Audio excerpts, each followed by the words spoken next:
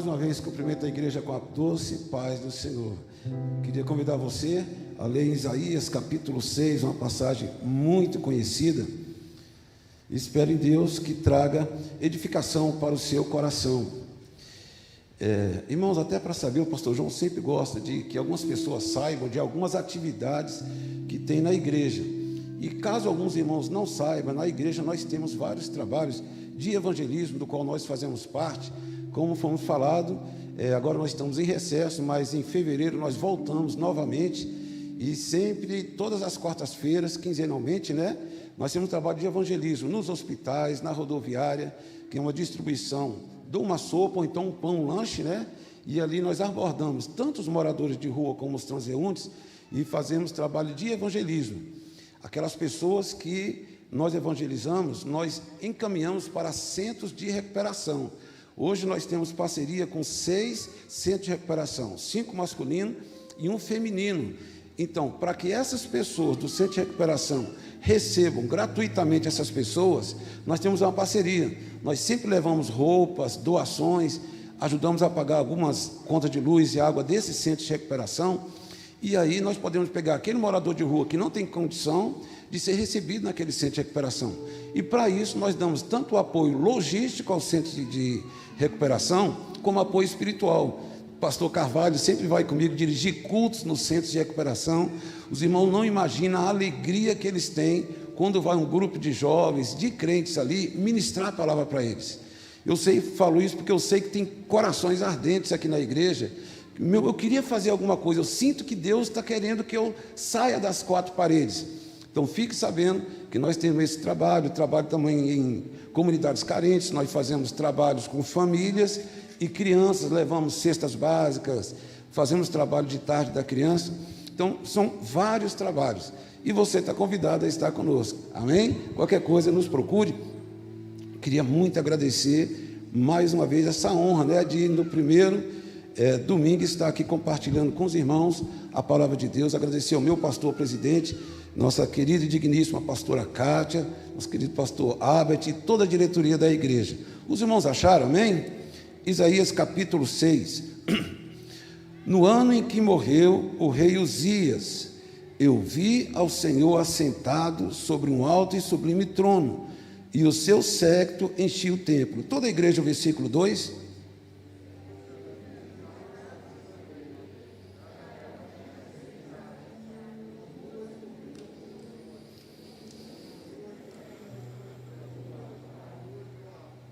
E clamavam uns aos outros, dizendo: Santo, Santo, Santo é o Senhor dos exércitos. Toda a terra está cheia da sua glória.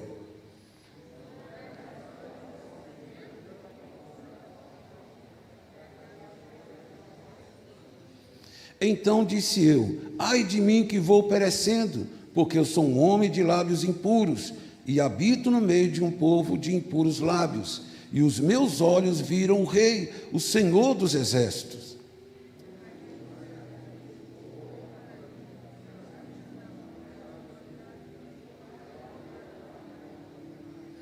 E com ela tocou a minha boca e disse: eis que isso tocou os teus lábios, e a tua iniquidade foi tirada e purificado o teu pecado.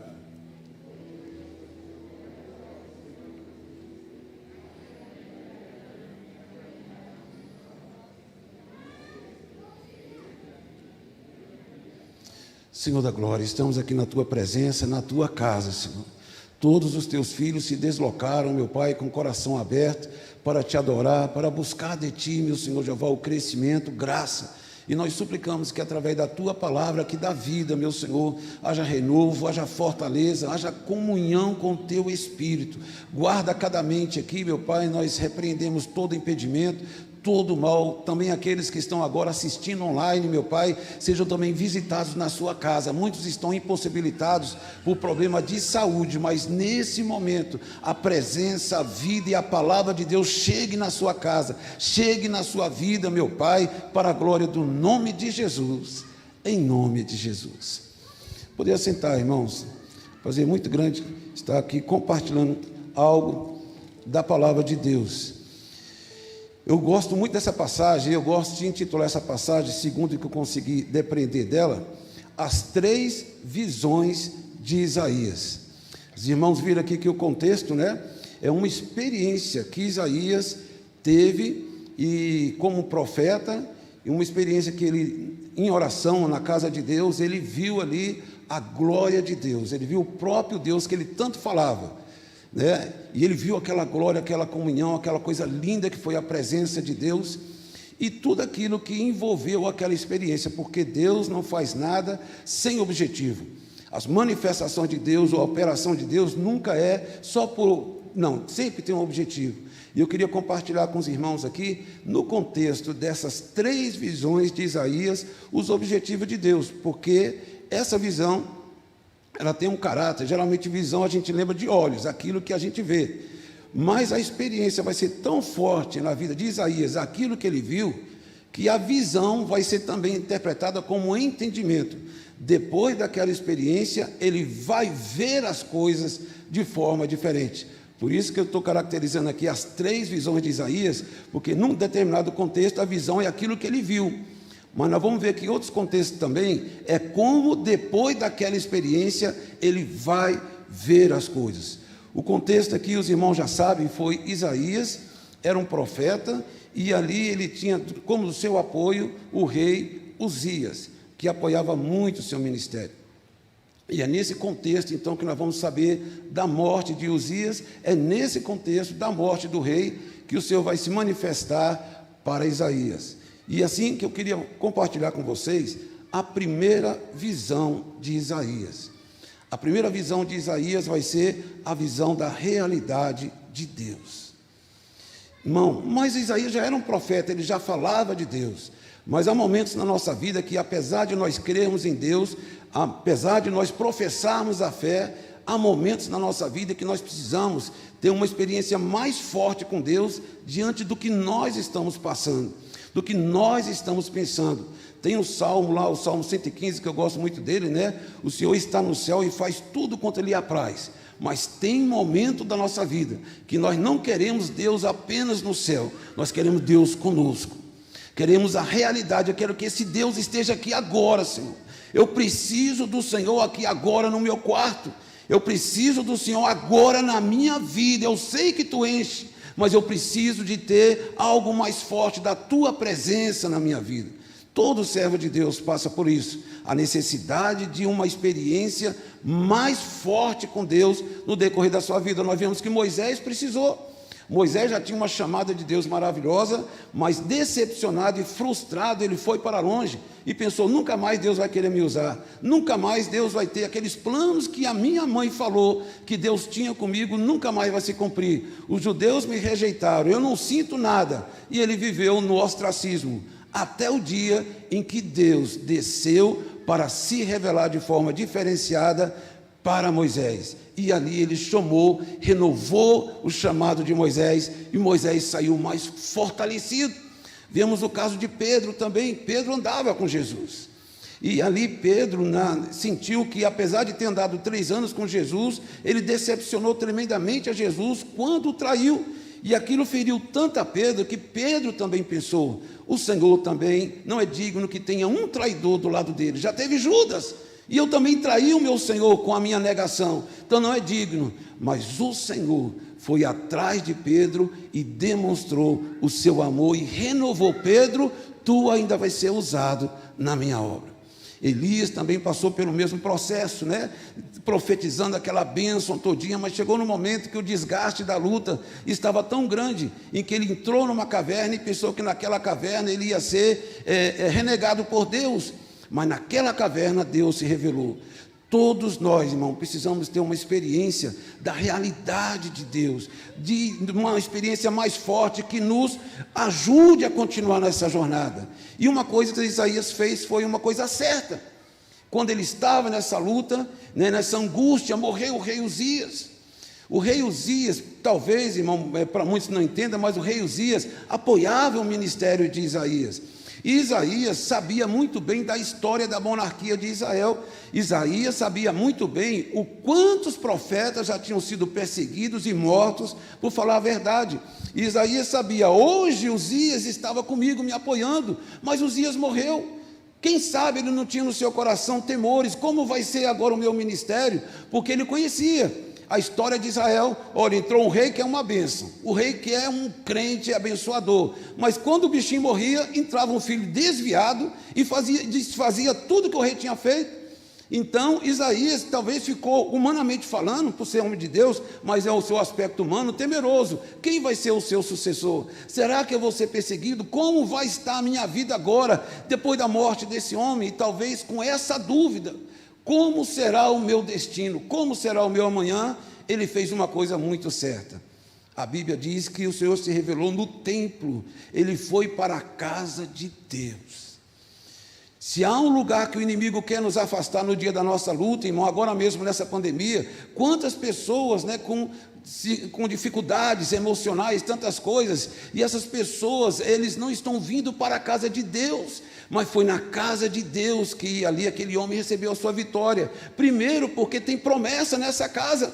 Nós vemos em 2 Crônicas que o Senhor diz, olha, os meus olhos e os meus ouvidos estarão atentos à oração que se fizer neste lugar. Mesmo que essa oração seja choro, mesmo que essa oração seja gemido, mas ele veio na minha casa, eu ouvirei a sua oração. Casa de oração, então ele foi para o lugar certo. O inimigo quer nos afastar da casa de Deus. Não aceite, estando fraco, estando decepcionado, mas quem está aqui passeando nessa igreja é a glória de Deus.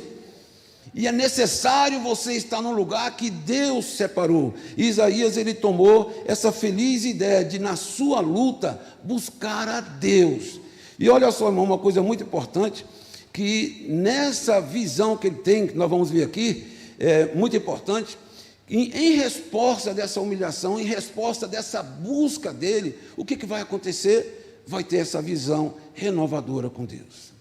As pessoas que quiserem ter vitórias no ambiente de luta, no ambiente de dificuldade e adversidade, as pessoas que vão conseguir ter a aprovação e o mérito de Deus, são aquelas pessoas que mesmo com dificuldade, não cansam, não deixam de buscar a presença de Deus.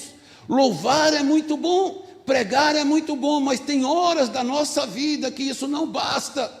Tem hora da nossa vida que é o Jaime e Deus no seu quarto de oração, é a Antônia e Deus no seu quarto de oração, é justamente aqueles que buscam incansavelmente, Senhor, como os servos têm sede de águas, assim a minha alma tem sede de Ti, eu não abro mão de sentir a Tua presença na minha vida.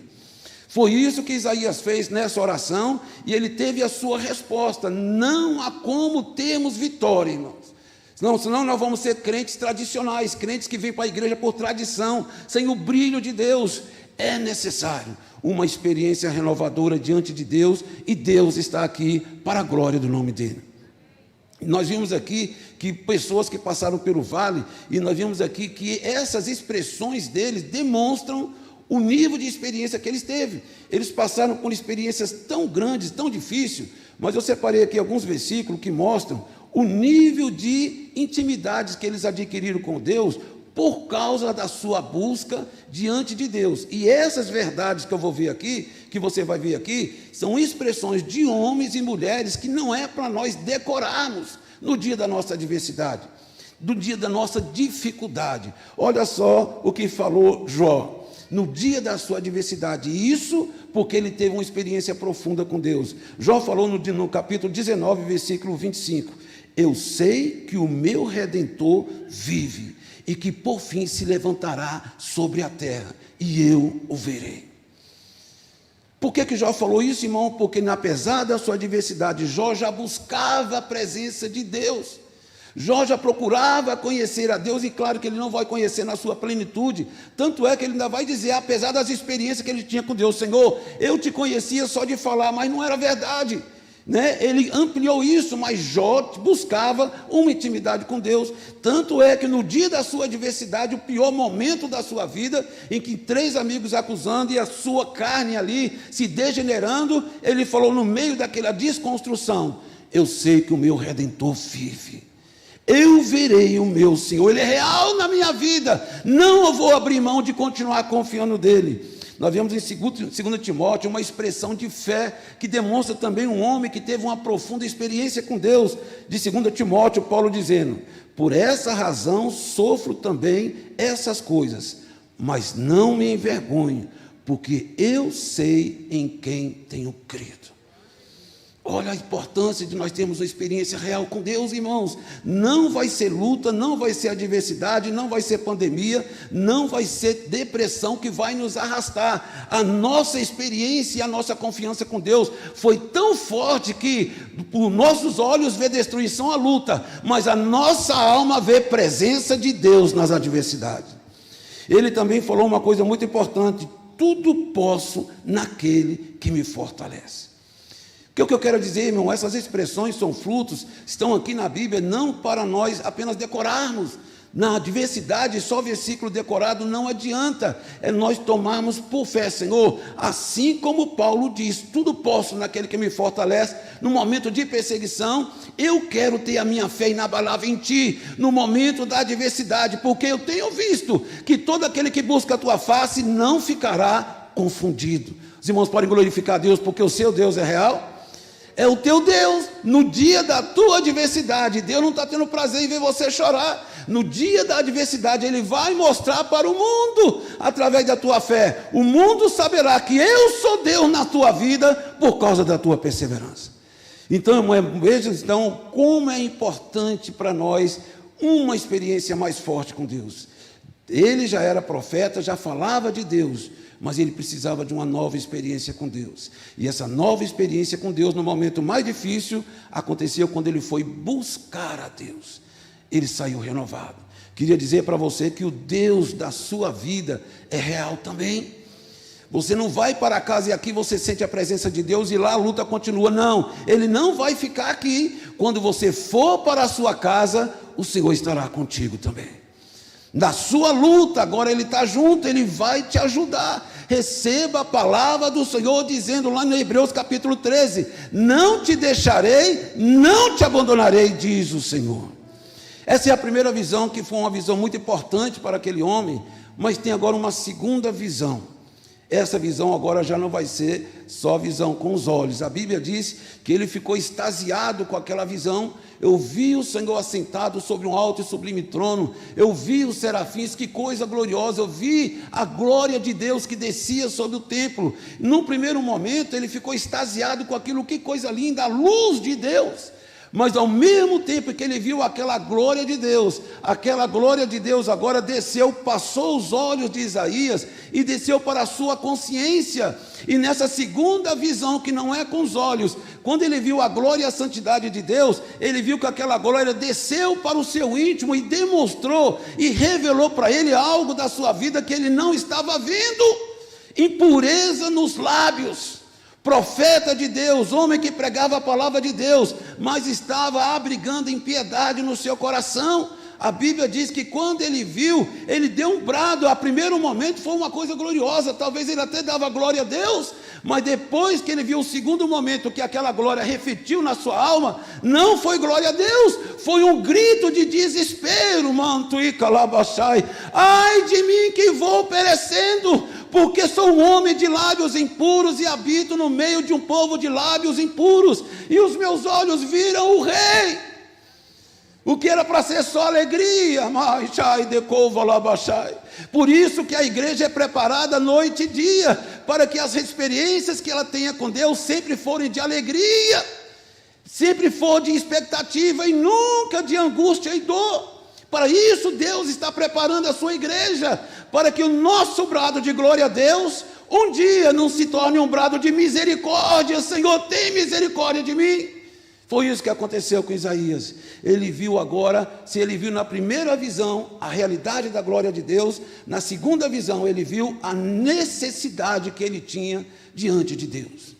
Sua necessidade de santificação, sua necessidade de purificação. Ou seja, aquele dia aquele homem entendeu que não bastava ser pregador, que não bastava falar os recados de Deus e ser ousado, eu falo o que Deus me manda, o que Deus me dá para entregar, eu entrego. Deus não quer só isso, Deus não quer ser só aqui, que nós sejamos usados. Eu sempre falo para os irmãos lá no nosso grupo Resgate, que a prioridade de Deus na nossa vida não é fazermos a obra de Deus, por incrível que pareça.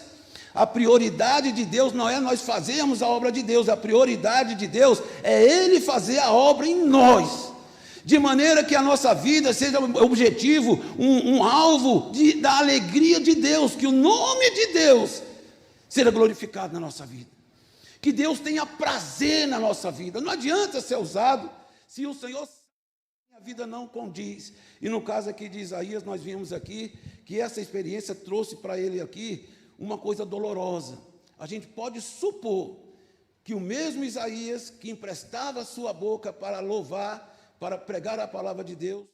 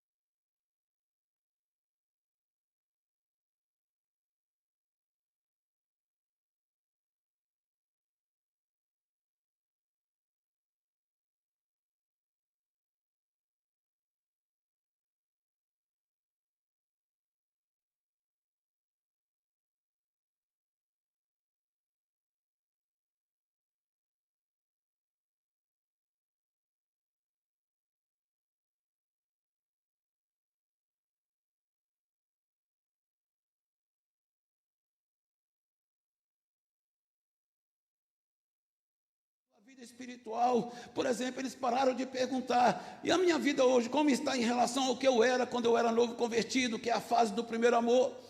É uma boa pergunta para nós fazermos, para não cairmos nessa situação de Isaías. A minha vida hoje reflete o primeiro amor? Porque no primeiro amor nós somos puros, no primeiro amor nós somos fervorosos, no primeiro amor nós somos fáceis de lidar com qualquer pessoa, não olhamos para os erros das pessoas. No primeiro amor nós somos cheios de Deus. Mas o que acontece? Às vezes a vida do crente vai passando, e o primeiro amor já não faz mais parte. O que faz parte são tradições, o que faz parte são experiências da vida, mas aquele ardor já não faz mais parte da vida daquele crente, irmãos. E quando nós perdemos o ardor do primeiro amor, aquela pureza, aquela santidade, é muito fácil entristecer o Oséias, é muito fácil entristecer esse clã, é muito fácil criar problemas na igreja, é muito fácil me afastar das pessoas.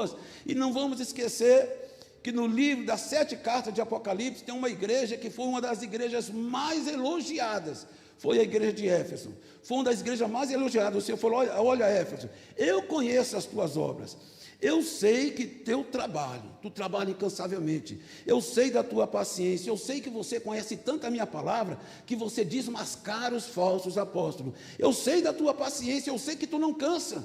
Quem não queria ser pastor de uma igreja dessa? Uma igreja que não se cansa, uma igreja paciente, uma igreja que ama a palavra de Deus, uma igreja que não é fervorosa, mas uma igreja ativa. Mas olha o que o Senhor falou para a igreja de Éfeso: mas tenho contra ti que tu perdeste, mantai, decouva lá baixai, tu abandonaste o primeiro amor, igreja de Éfeso. Hoje eu vejo no meio de vós um entristecendo o outro, não há perdão. Eu vejo impureza no vosso meio, vocês não estão nem aí, porque vocês têm a intelectualidade a seu dispor. Eu passeio no meio de vocês, igreja de Éfeso, e não tenho prazer, porque não vejo fervor, não vejo santidade, não vejo amor.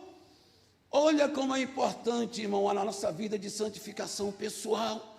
Isaías teve uma visão ali de como ele estava com Deus por causa de um elemento que eram os lábios. De lábios, e Deus chamou esse elemento quando Isaías viu, preste bem atenção, quando Isaías viu que ele falou: ai de mim que sou um homem de lábios impuros, em que ele gritou desesperadamente a Deus. Olha o que Deus vai fazer, porque o meu papel aqui, como o papel de Deus, nunca é ficar acusando a igreja, irmãos. O nosso papel é preparar a igreja, fortalecer a igreja. Deus não faz nada para destruir ninguém. Deus tem prazer em restaurar, mesmo que às vezes o impacto seja doloroso. Quando o Senhor mostrou para ele a situação, olha o que aconteceu. A Bíblia diz que ele deu aquele brado de desespero. Era isso que Deus queria que Isaías tivesse com relação aos seus lábios, e nas nossas áreas da nossa vida deve ter a mesma coisa. Isaías, em várias coisas tem o positivo, mas os teus lábios, Isaías, a forma que tu fala, as coisas que tu tem falado tem entristecido o meu espírito. E a Bíblia não chama isso de fraqueza de Isaías. O Senhor fala: Isaías, a tua iniquidade foi tirada, o teu pecado foi perdoado. O mau uso das línguas, quando não é para glorificar a Deus, se chama pecado e iniquidade. O problema que nos separa de Deus é o pecado. A partir do momento em que eu continuo sendo crente, continuo louvando a Deus, mas eu permito o pecado na minha vida, permito a iniquidade. Pode não ser com os lábios, pode ser em algo da minha vida pessoal em que eu não estou glorificando a Deus. E essa agora fica a advertência do Senhor: eu quero o meu povo santo na minha presença. Quantos podem glorificar a Deus? Amém? Segunda visão, visão da sua necessidade. Eu vejo na igreja, irmão, uma coisa assim que está assolando a igreja. Eu, como pastor, também fico muito preocupado, né? A sensualidade na igreja está uma coisa terrível. Entrou na igreja de forma avassaladora a sensualidade. E eu olho assim, às vezes no Facebook, algumas coisas ali, e uma coisa que me preocupa é que as pessoas não estão se incomodando.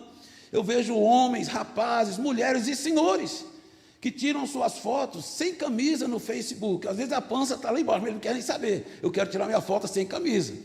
Ou mostra um rapaz todo musculoso tirando a foto, mostrando os seus bíceps, né? Mostra uma irmã que lá no Facebook: olha, estou indo para a academia, e mostra de lado uma roupa extremamente colada: estou indo malhar. E sabe o que eles ouvem? Uma coisa que é para a tristeza de Deus, e na verdade é isso que eles querem ouvir. Quando nós somos crentes, mas perdemos a sensibilidade espiritual, o inimigo nos engana e nós agora passamos a ter outros interesses. Essas pessoas, quando tiram fotos sensuais, elas querem ouvir, sabe o que? O que eu mais ouço: gatona, eita gatona, mas tu está muito gata, irmã. Ei, você também está um gato. É essa a aspiração de um servo de Deus? É essa a aspiração que uma pessoa que vai morar no céu quer ouvir no Facebook? Será que não seria uma aspiração? Olha, eu vejo o brilho de Deus na sua vida, eu vejo a glória de Deus na sua vida. Olha, eu quero ser igual a ti. Mas o inimigo está enganando a igreja, homens e mulheres casadas, jovens, mostrando o seu corpo. Olhem para o meu corpo como está sarado. Mas o Senhor quer que fale: olha para a minha alma, ela foi sarada, foi liberta pelo sangue de Jesus.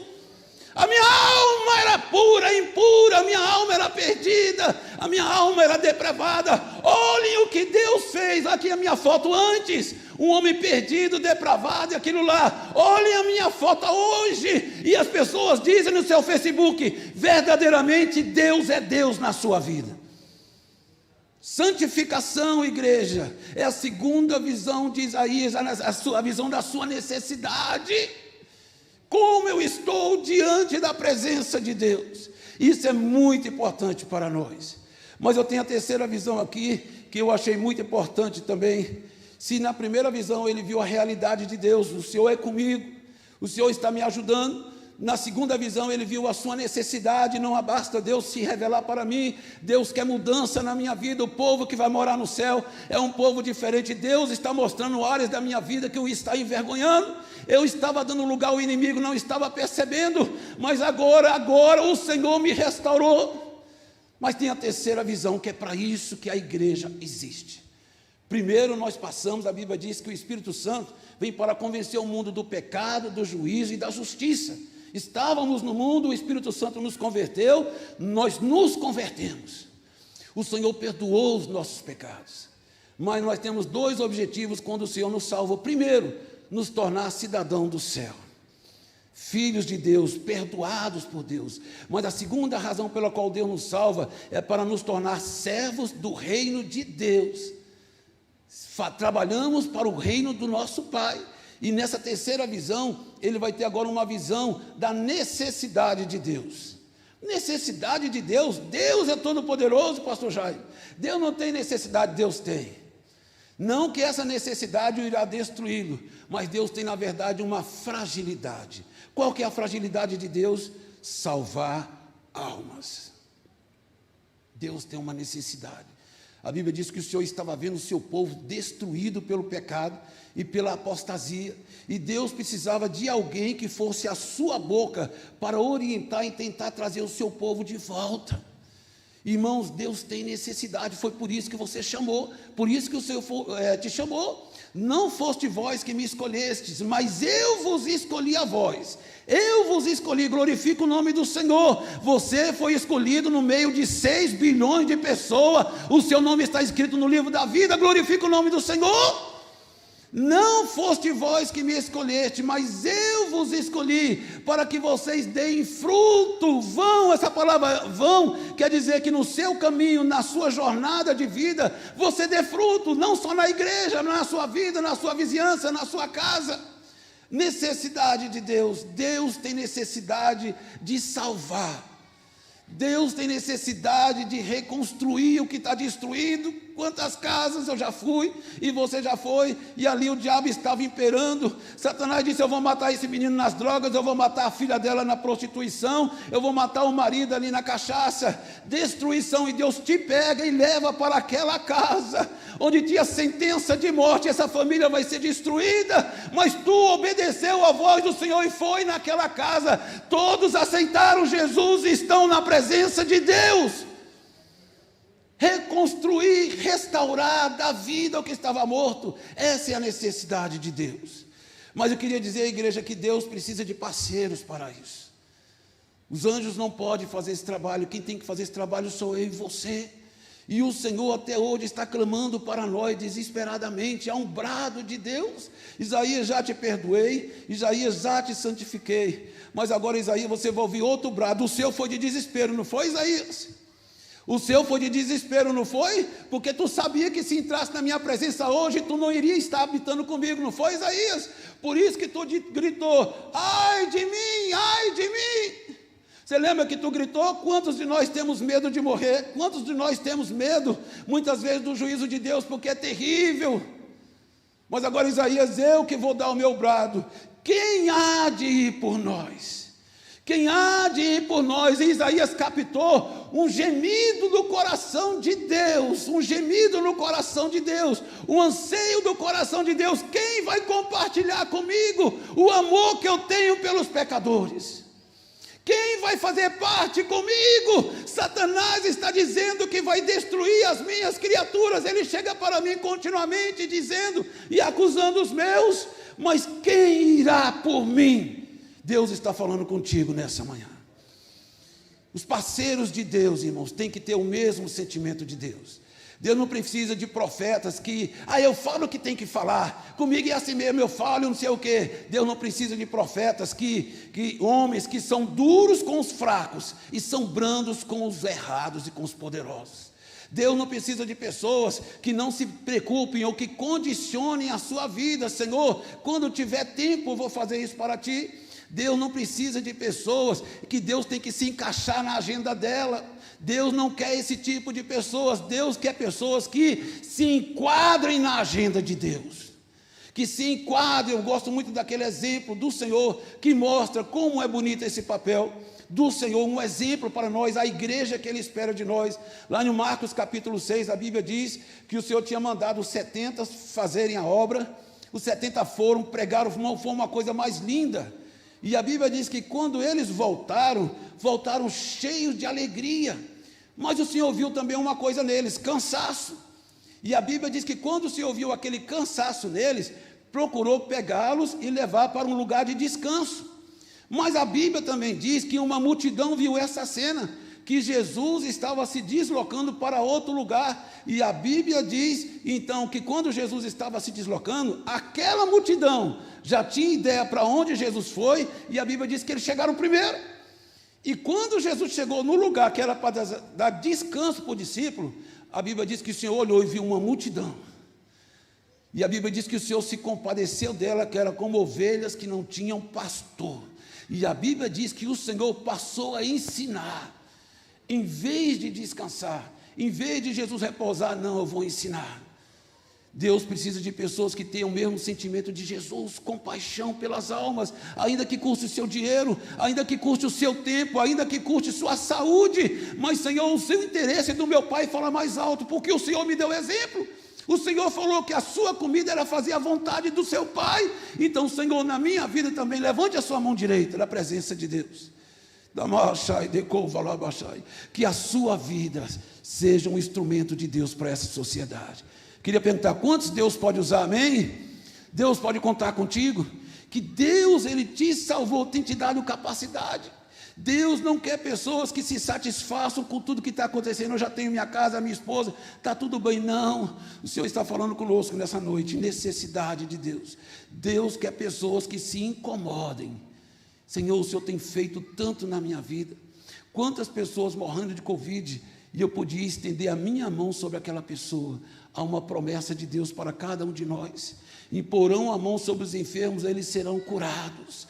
O Espírito do Senhor me ungiu para proclamar libertação aos cativos, por dar vista aos cegos e por liberdade aos oprimidos. Deus vai usar você. Não precisa morrer tanta gente de Covid, não precisa morrer tanta gente de câncer. Você vai ser o agente de Deus. Eu quero chegar lá, e eu vou chegar através da minha filha Maria, vou chegar através do meu filho João, eu vou chegar através do meu filho Antônio. Quantos podem dizer amém? Amém?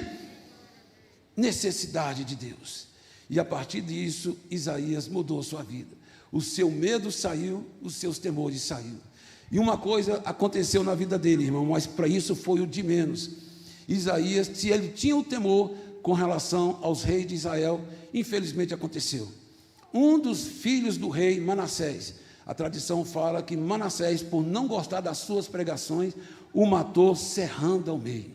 Isaías morreu cerrado ao meio, mas morreu fazendo a vontade de Deus. Que nessa manhã o Senhor ajude, e que você saiba que o seu ministério não está destruído. O Senhor mandou dizer aqui nessa manhã, dizer para você que Deus é real na sua vida. O Senhor não te esqueceu, as suas fraquezas não são maiores do que a graça e o poder de Deus na sua vida. Renove hoje a sua aliança com o Senhor, renove hoje a sua posição com o Senhor, reveja hoje como você está diante de Deus, porque eu não vim aqui para acusar, mas eu vim para dizer para você, Deus restaura o servo dele. Você poderia ficar de pé só um minutinho? E vamos fazer uma oração ao Senhor, entregando a nossa vida na presença de Deus. Você que está ouvindo talvez esse vídeo, que está onde você está, Deus usa várias situações para nos despertar, para falar conosco. Esse ano não vai ser ano de derrota na sua vida. Deus vai te usar como nunca usou. Os milagres, os maiores milagres de Deus aconteceram no deserto. Então, no deserto da sua vida, Deus vai fazer muitos milagres. O Senhor vai entrar no seu quarto, Deus vai entrar na sua casa. Deus vai ter prazer de entrar na sua casa para a glória do nome de Jesus. Porque Ele vai ver santidade no seu quarto, Ele vai ver santidade nos seus lábios, Ele vai ver santidade no seu guarda-roupa, Ele vai ver santidade no seu uso do seu celular, do seu notebook. Deus e a sua glória vai estar pairando sobre a sua vida, porque você permitiu que a santidade de Deus habite na sua vida. Pai querido, aqui está o teu filho, está a tua filha, meu Senhor Jeová, nessa manhã, manhã de consagração, manhã de dedicação, manhã, Senhor, em que nós vimos que tu foste real e misericordioso na vida de Isaías, e aqui na tua presença nós entregamos cada uma das suas ovelhas, Senhor, onde há sentença de morte, onde há sentença de destruição, onde há sentença de derrota, seja anulada nessa manhã. Hoje haja renovo, hoje haja renovação de aliança, hoje haja renovação de consagração na tua presença. Todas as cadeias, todo espírito de engano, toda obra de destruição seja repreendido agora nessa manhã, porque nós invocamos a bênção e a presença de Deus em nome de Jesus. Você pode glorificar a Deus, amém? O Senhor te abençoe e te guarde em nome de Jesus. Pastor Albert, e você que está ouvindo nesse vídeo, que você hoje, aonde você está, faça a sua oração a Deus. Fale com Deus nessa manhã. Deus não faz nada à toa. Se essa voz chegou para você, é porque Deus, que você pensou que estava longe,